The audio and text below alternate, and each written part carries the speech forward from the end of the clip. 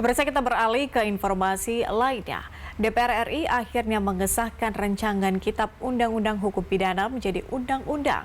Pengesahan undang-undang itu sempat diwarnai interupsi panas dari fraksi PKS.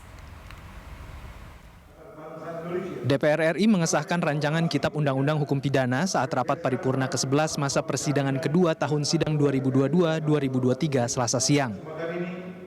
Rapat yang dipimpin oleh Wakil Ketua DPR Sufmi Dasko Ahmad diwarnai perdebatan panas antara perwakilan PKS dan Dasko lantaran fraksi PKS memberikan tanggapan terkait dua pasal dalam RKUHP soal penghinaan Presiden dan Wakil Presiden. Anggota Komisi 8 DPR yang mewakili PKS, Iskan Lubis, meminta dua pasal tersebut dicabut.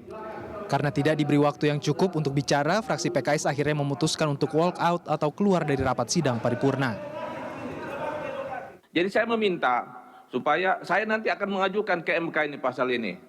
Saya sebagai wakil rakyat, saya nggak penting, sudah diputuskan di sana nggak penting. Baik, kalau begitu, sebentar, kasih saya waktu dulu. Catatan sudah kita terima, karena fraksi PKS sudah sepakat dengan catatan. Saya wakil rakyat. Catatannya sudah kita terima, catatannya sudah kita terima, 3 menit hak saya. tapi disepakati oleh fraksi 3 menit PKS. hak saya bicara.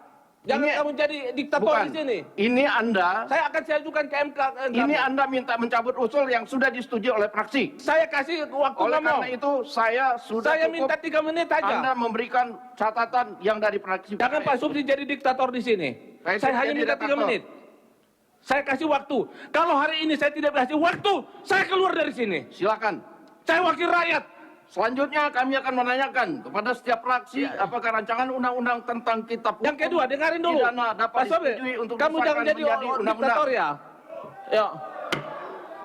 Beda dengan fraksi PKS, Partai Demokrat yang juga turut memberikan interupsi saat sidang paripurna justru mendapatkan tepuk tangan dari anggota Dewan lainnya atas penyampaian catatan dari fraksi Partai Demokrat. Partai tersebut mengingatkan agar RUU KUHP tidak digunakan untuk mengkriminalisasi masyarakat.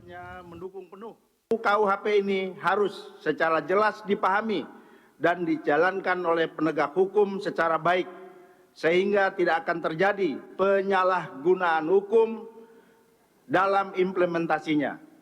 Termasuk juga terhadap teman-teman jurnalis, jangan sampai mereka justru dikriminalisasi dalam rangka menjalankan profesinya.